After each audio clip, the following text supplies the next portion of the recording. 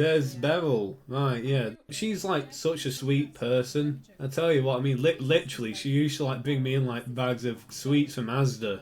Shame she didn't have like much self-esteem with her acting though, unfortunately. Which is a shame because she's actually really good at acting. You know, she's generally one of the best actors we had. Well, yeah, by the end of the show, she probably had some of the most intense scenes with the bridge scene. Have I ever told you about the sequel shows? We were going to move on to this like a half-hour short film format rather than doing like 10-minute episodes. So the first one we're going to do is that the pub was going to arrange this trip to Blackpool, and then all the characters are going to be on this bus going to Blackpool, and we all had their different plots. Amelia had to do this dangerous mission for Clinty.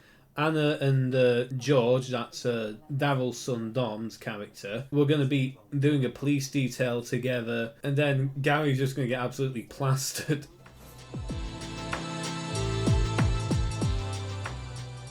So honestly, I mean, this is one of the finer examples of green screen work in the early show. What they did here is they actually just did a chair up to make it look like a hospital bed.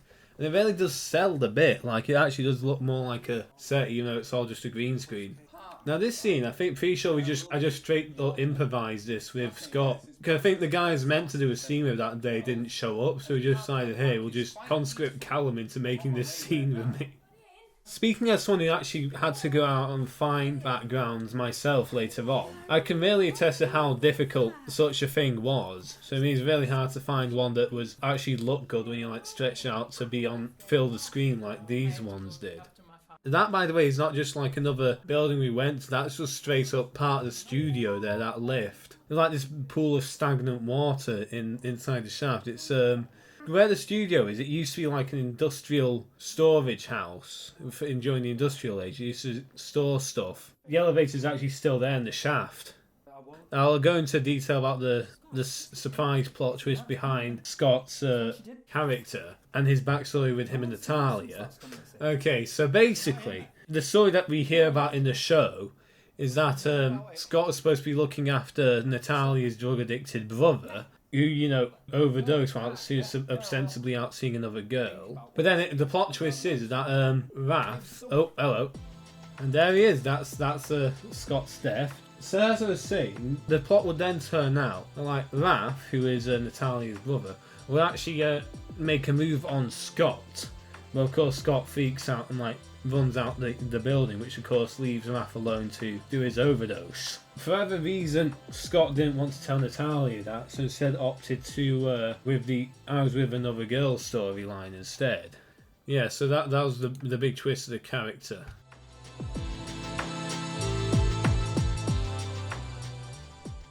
Oh, this scene, I remember doing this. I was never actually able to skim rocks before this scene, like I actually had to learn specifically to do that bit. Damn you! Let me have one multi-skimmer! Hello? Are you alright?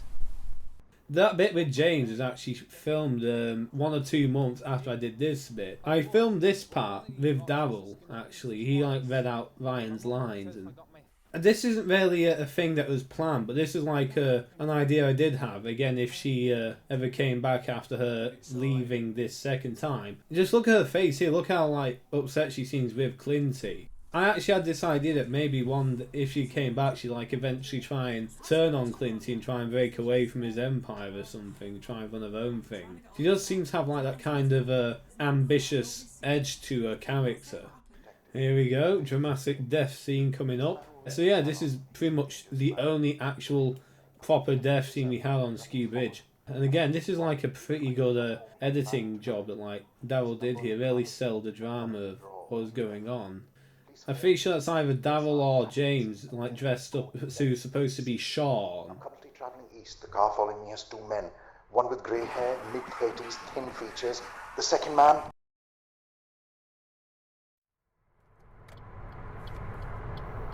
But yeah, look at... Oh, love these special credits that they did.